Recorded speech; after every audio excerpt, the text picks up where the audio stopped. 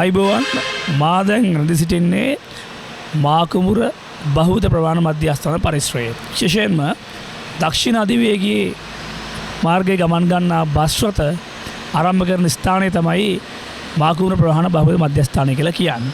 ඉතින් ඔබට පේනවා ඇති මා පසුබසින් පෙනෙන්න තිබෙන්නේ අද විශාල මගින් සංඛ්‍යාවක් අපට දකින්නට ලැබෙන්නේ නැහැ දක්ෂිණ අධිවේගී මාර්ගය ඔස්සේ ගමන් ගන්න.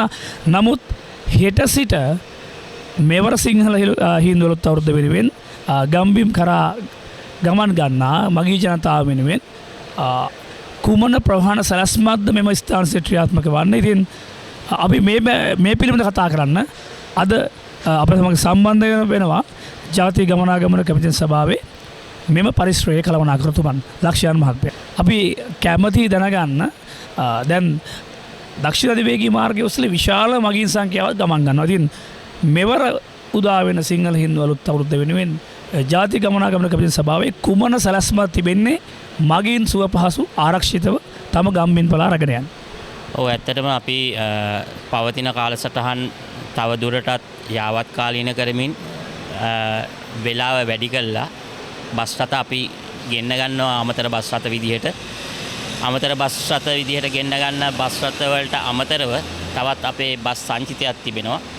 එම බස් සංචිතයෙන් බස් රථ අදාළ අවශ්‍ය මාර්ග සඳහා යොමු කිරීම තමයි අපි අද දවසේ ඉඳලා දිගටම සිදු කරන්නේ. අවුරුදු සේවා සම්පූර්ණ වෙනකම්ම මාර්ග බලපත්‍ර තිබෙන එම අදාළ මාර්ගයේ බස් රථත් අපි ගෙන්න ගන්නවා මීට අමතරව. පවතින මාර්ගවලට අමතරව දැන් ජාතික ගමනාගමන කොමිෂන් සභාවෙන් නව මාර්ග ලෙස හම්බන්තොට තංගල්ල ඇඹිලිපිටිය මාර්ග මාකුමුරේ සිට తాවකාලිකව ආරම්භ කරලා තියෙනවා.